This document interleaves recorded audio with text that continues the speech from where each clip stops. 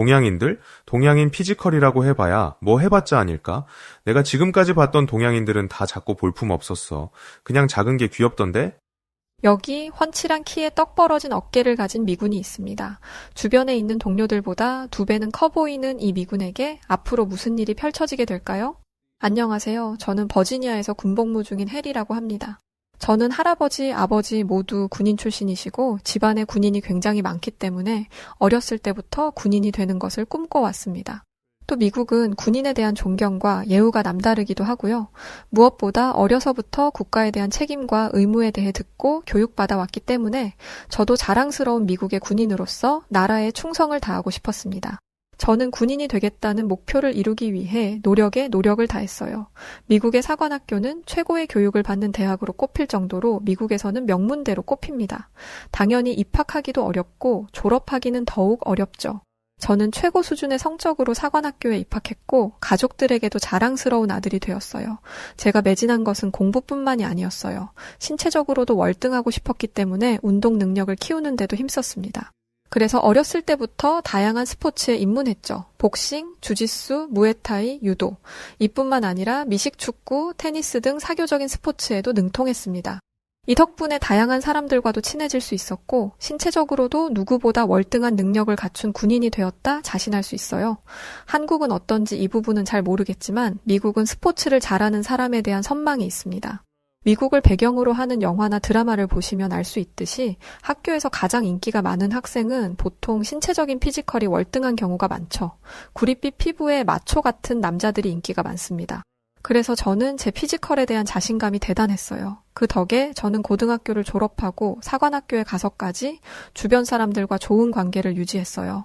키가 크고 여러 가지 운동으로 신체를 단련했었고 남들보다 덩치도 컸으니 누구도 저를 함부로 대하지 못했고 성적까지 좋았으니 주변의 인정은 덤이었습니다. 바보같이 무식하고 힘만 센 군인이 되지 않기 위해 계속해서 정진해왔으니 어찌 보면 당연한 결과였죠.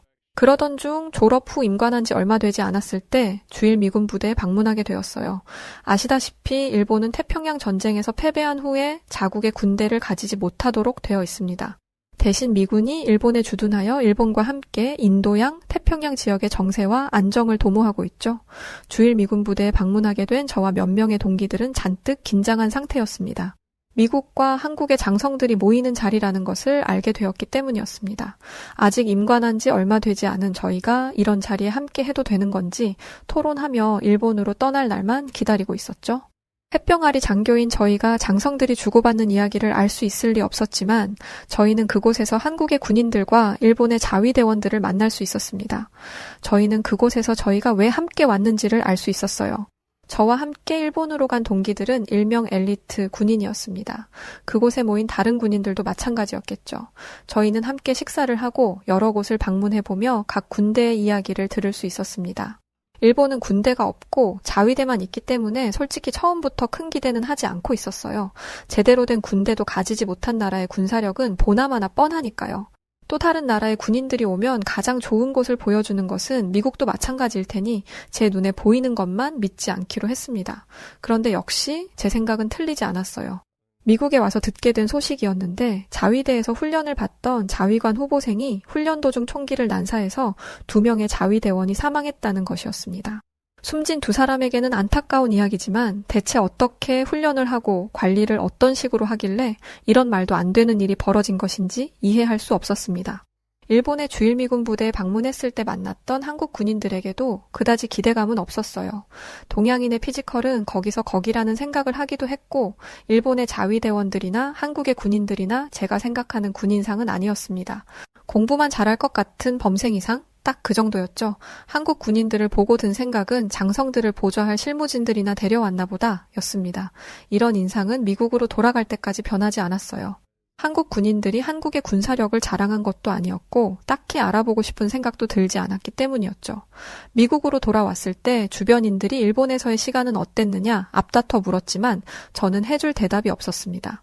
그저 그냥 그랬어 라고 대답할 뿐이었죠. 집안에서도 마찬가지였어요. 오랜만에 부모님의 집으로 갔더니 그것부터 물으시더군요. 저는 똑같이 그저 그랬다라고 말씀드렸습니다. 그런데 할아버지가 뜬금없이 한국에 대해 물으시더라고요. 가서 한국 군인들도 만났다며 저는 전역한 지 한참이 지난 할아버지가 한국에 대해 물으시는 게 의아했습니다. 그건 왜 물으세요? 한국 군인들은 어땠니? 훌륭했니? 저는 제가 느꼈던 감정을 그대로 말씀드렸습니다. 그러자 할아버지와 아버지 모두 고개를 갸웃거리면서 말씀하셨어요. 너도 나름대로 기준을 가지고 한국을 판단한 거겠지만 그것만 보고 한국의 국방력을 재단해서는 안 된다. 저는 두 분의 말이 어른들이 의뢰하는 충고 중 하나라고 생각했습니다. 예를 들어 항상 겸손해야 한다. 예의 바르게 행동해야 한다. 감사하며 살아야 한다. 와 같은 말이요. 두 분은 군인이시니 어떤 적이든 만만하게 생각해서는 안 된다는 의미로 말씀하시는 거라 생각했죠. 이후 제 머릿속에서 한국과 일본에 대한 생각은 새까맣게 지워졌습니다. 군사적인 이슈가 있었던 것도 아니고 훈련을 받고 군 생활에 적응하는데 정신이 없었거든요. 그렇게 시간이 지나 어느 정도 군인 생활에 익숙해졌을 때 주한미군으로 갈 사람을 뽑는다는 공지가 올라왔습니다. 저는 그 공지를 거들떠도 보지 않았어요. 추가 수당이나 혜택이 많았지만 저는 미국의 군인으로서 미국을 지키고 싶었습니다. 주한미군은 한국을 지키는 군인이라는 인식이 있었으니까요. 그런데 저와 함께 일하는 동료 중 한 명이 저에게 왜 한국으로 가지 않느냐 묻더라고요. 혜리 정말 안 갈 거야? 나는 혜리 네가 당연히 갈 거라고 생각했어. 몇 번을 말해? 나는 미국이 아닌 곳에서는 절대 군 생활을 하지 않을 거라니까. 그때 동료가 덧붙인 한마디 때문에 저는 한국행을 결정했습니다. 태권도 대회잖아. 대체 왜 안 간다는 거야? 거기서 평생 살라는 것도 아닌데. 태권도 대회가 있다고? 그것 때문에 지원자를 구하는 거였어? 동기는 기가 찬다는 듯 말했습니다. 뭐야, 제대로 보지도 않고 안 간다고 한 거야? 난 네가 당연히 갈 거라고 생각했는데 안 간다고 하니까 아주 의아했었어. 다시 한번 확인해 보니 정말 태권도 시합에 참가할 사람을 구하는 것이었더라고요. 당시 저는 태권도를 배운 지 1년이 조금 넘어가고 있는 상황이었습니다. 지금까지 수많은 운동을 섭렵해서 다른 운동에 도전해보고 싶은 마음이 있었거든요. 태권도는 지금까지 경험해보지 못한 스포츠였습니다. 물 흐르듯이 자연스럽게 이어지는 동작임에도 불구하고 그것들이 가지고 있는 파괴력이 대단했거든요. 특히 태권도의 발차기는 여러분이 생각하시는 그 이상의 힘을 가지고 있습니다.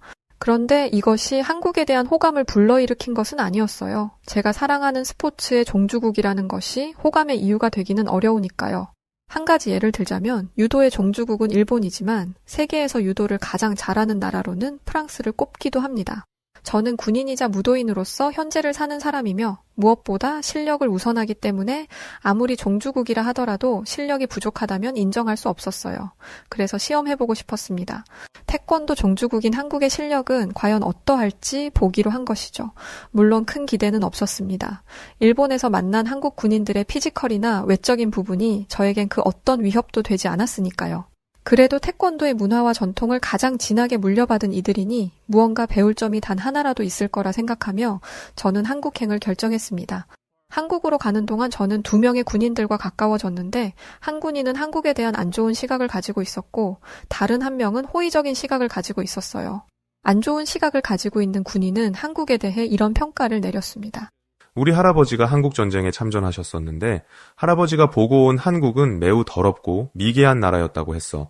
사람들은 오물이 묻은 손으로 밥을 먹고 미군 부대에서 뭐라도 조금 얻어먹으려고 다른 사람을 밀치고 밟기까지 했다고 하더라고. 좋은 시각을 가지고 있는 군인이 반박했습니다. 한국은 일본의 침략으로 황폐해져 있었고 그런 상황에서 전쟁을 겪은 거야. 우리는 전쟁을 직접적으로 겪어보지 못했기 때문에 전쟁터 한가운데에서 벌어지는 일들에 대해서 알지 못해. 그러니 전쟁을 겪은 사람들의 삶을 함부로 말하지 말았으면 좋겠어. 다른 군인은 비아냥거리며 말했습니다. 내가 아니고 할아버지가 알려준 거라니까. 전쟁에 참전했던 사람이 하는 말이랑 네 말 중에 뭐가 더 신빙성 있을까? 두 사람의 언쟁이 점점 심해져 갈 때쯤 저의 중재 덕분에 두 사람은 겨우 진정할 수 있었습니다. 저는 좋은 시각을 가지고 있던 군인에게 물었습니다. 너는 그럼 한국에 대해 잘 알고 있다고 생각해? 나도 잘 알고 있다고 말할 수는 없어. 하지만 한국이 한국전쟁 이후에 급속도로 경제 성장을 했다는 건 확실히 알고 있지. 이 말이 끝나자마자 겨우 진정시켜놨던 다른 군인이 또 비아냥댔습니다. 빈부격차 몰라? 세계 최강국인 미국에도 빈부격차 문제가 심각한데 그런 나라라고 다를 게 있겠어?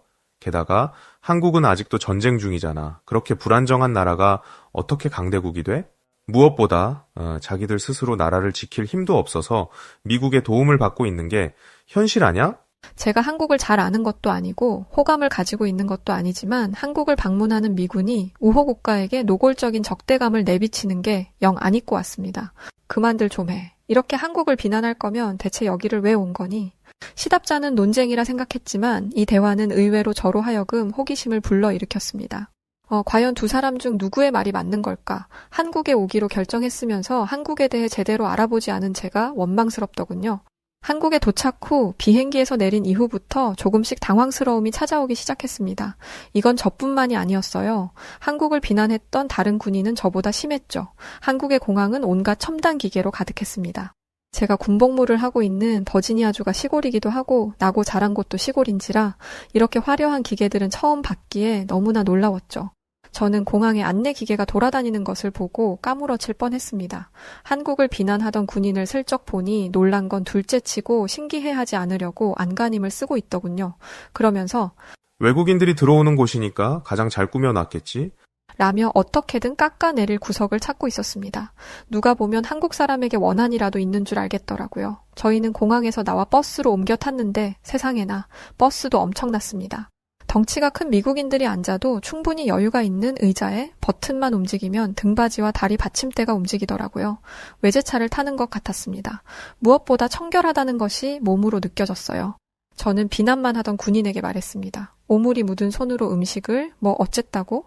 헛기침하는 그 군인을 비웃으며 주한미군 기지로 향했습니다. 주한미군 기지는 제가 평생 보고 살았던 모습이었어요. 군인들이 향수병에 걸리지 않도록 미국과 똑같이 구현을 해두었기 때문이었죠. 저는 그곳에서 주한미군들의 이야기를 들으며 며칠을 지나보냈습니다.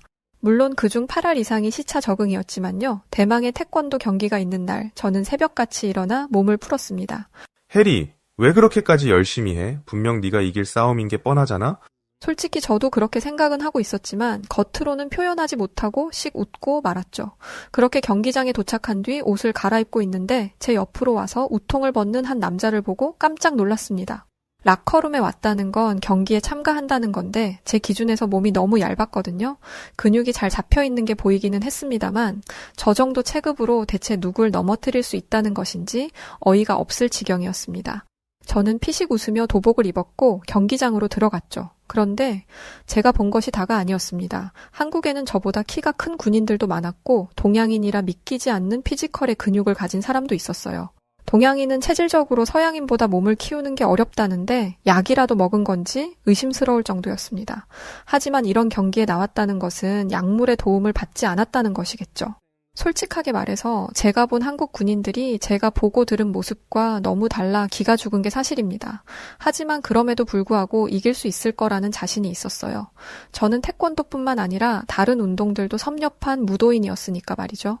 그런데 본격적으로 경기가 시작되자 저는 얼어붙을 수밖에 없었습니다. 사람이 날아다니는 것처럼 보일 수 있다는 사실을 저는 그때 처음 알았습니다. 저를 미국에서 가르쳤던 태권도 선생님보다 훨씬 날렵한 몸짓이었어요. 그중에는 선수 출신도 있다고 하더라고요. 몸은 또 얼마나 유연한지 다리를 뻗어 공격하는 자세의 가동 범위는 자신들과 저의 레벨 차이가 얼마나 나는지를 날카롭게 꼬집어주는 듯 했습니다.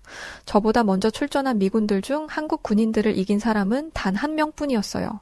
게다가 한국 군인을 꺾었다는 그 한 명도 한국계 미국인인 미군이었습니다. 제가 경기에 출전할 때가 되었을 때 미군들은 기대감이 섞인 표정으로 저를 바라보았습니다. 제가 가장 오랫동안 태권도를 수련해왔기 때문이었죠. 하지만 저는 이미 결과를 예상하고 있었습니다. 제가 이길 수 있을 거라는 기대를 버렸죠. 그럼에도 최선을 다했지만 역시 결과는 변하지 않았습니다.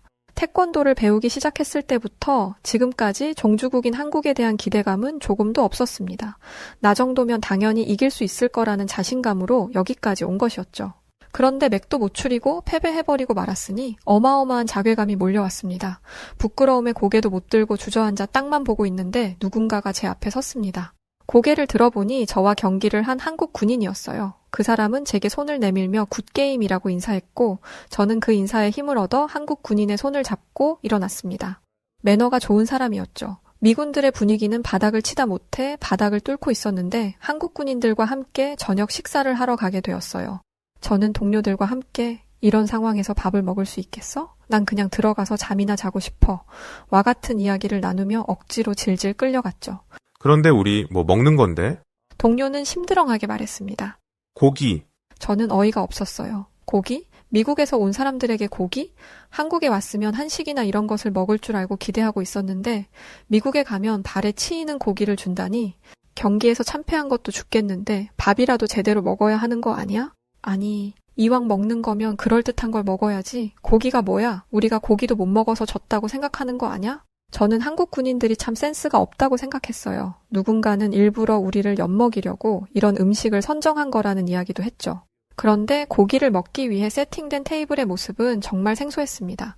고기를 올리는 것으로 보이는 석쇠가 있었고 옆에는 갖가지 채소와 양념장 같은 것들이 있었어요. 스테이크에 있는 가니쉬 같은 용도인가 싶어서 보았는데 그건 또 아닌 것 같았습니다. 바구니에 채소는 왜 있는 건지 도통 영문을 알 수 없었죠. 얼마 지나지 않아 고기가 나왔는데 저희는 고기에서 눈을 떼지 못했습니다. 누가 봐도 최상급의 고기였어요. 이게 소고기라고? 이 소고기를 뭐라고 한다고? 한우라고? 한우라고 불리는 고기는 환상적이었습니다. 풍부한 육즙에 부드러운 식감까지. 그런데 저희를 놀라게 한 건 이게 전부가 아니었어요. 옆에서 저희를 지켜보던 한 한국 군인이 저희 테이블로 와서는 직접 고기를 구워주었습니다. 그런데 정말 거의 익히지 않고 먹더라고요. 미국 레스토랑에서는 굽기 조절을 하지만 바비큐 파티를 할 때는 무조건 바싹 구워서 먹습니다. 그래서 주저하고 있자 한국 군인은 아무 문제 없다며 고기를 권했죠. 세상에, 이게 대체 무슨 맛이야. 이런 고기는 태어나서 한 번도 먹어본 적이 없어. 마스터 최, 대체 뭘 어떻게 한 거죠? 한국 군인은 먹을 거면 제대로 먹어야 한다는 것이 한국 사람들의 생각이기에 그대로 따랐을 뿐이라고 말했습니다. 그리고 저희에게 쌈이라는 걸 가르쳐 주었는데 저는 그렇게 포만감 있고 건강한 음식은 먹어본 적이 없었어요. 왜 저희는 고기와 야채를 함께 먹는 생각을 못했을까요? 모든 식사를 마치고 저희는 부른 배를 두드리고 있었습니다. 그런데 그때 저와 함께 경기를 했던 군인이 찾아왔어요. 그러고는 이렇게 말해주었죠. 태권도에 큰 관심이 있다고 들었습니다. 한국의 전통 무술에 관심을 가져줘서 고맙습니다. 여러 나라의 스포츠를 배워왔지만 이렇게 직접적으로 고마움을 표하는 경우는 흔치 않았습니다. 그래서 저는 물었어요.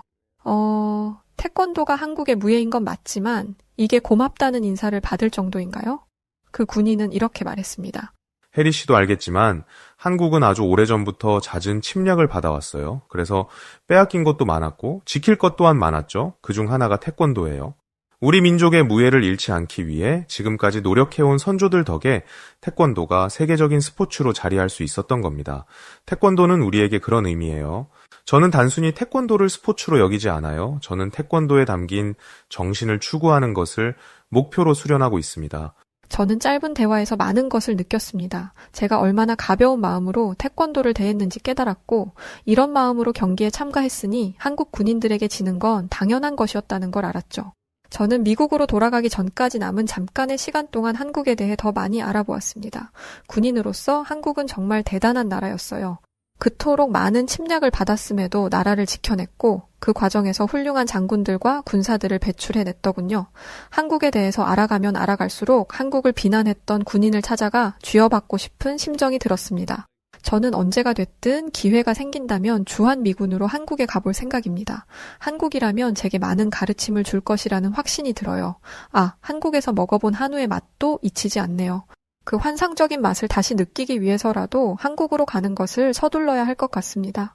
자, 오늘은 미국 버지니아에서 군복무를 하고 있던 해리 씨가 주한미군 태권도 대회에 참가했다 겪었던 사연을 담은 이야기였습니다. 오늘의 사연 어떻게 들으셨나요? 사연을 읽다 보니 우리나라 태권도가 얼마나 대단한 전통 무예였는지 알 것 같더라고요. 그럼 지금까지 사연을 읽어드리는 여우튜브 송은지였고요. 끝까지 시청해주신 모든 분들 고맙습니다.